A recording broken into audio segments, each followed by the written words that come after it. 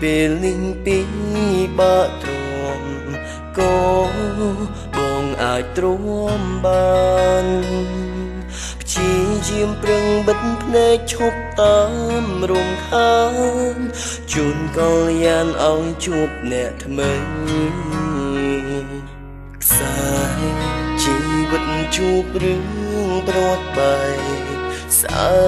ករស់ដើម្បីវិញជីវិតហាំងបីដូចស្លាប់ក្នុង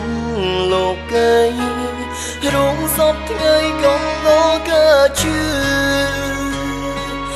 មួយជីវិតនេះសែនឈឺចាប់ស្ដាប់សំឡេងឈឺពីបេះដូងឈឺព្រោះតែ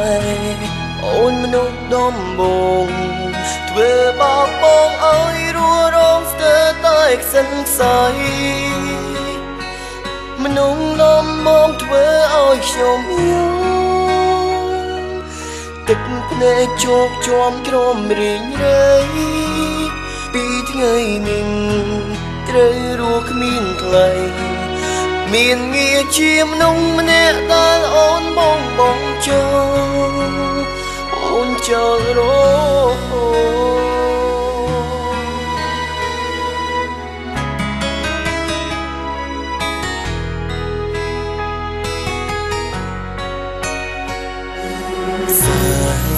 ជីវិតជួបរឿងប្រត់បែកស្អែករស់ដើម្បីវិញជីវិតហាំងបីដូចស្លាប់ក្នុងលោកី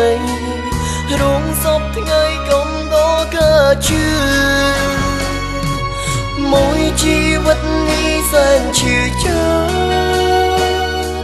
ស្ដាប់សំឡេងឈឺពីបេះដូងឈឺព្រោះតែអូនមនុស្សដំបង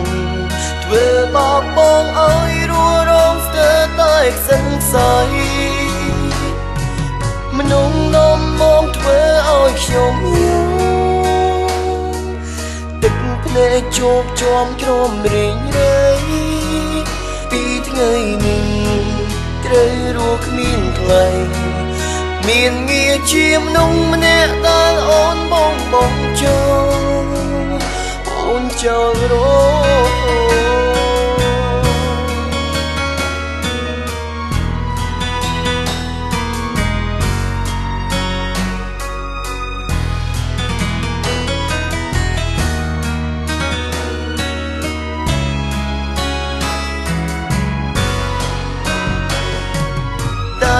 ណែណាទៅអាចយល់ពីអារម្មណ៍ខ្ញុំដឹងទេថាខ្ញុំឈឺខ្លាំងណាស់មួយជីវិតនេះសែនឈឺចាប់ស្ដាប់សំឡេងឈឺពីបេះដូងឈឺព្រោះតែអូនមនុស្សដំបង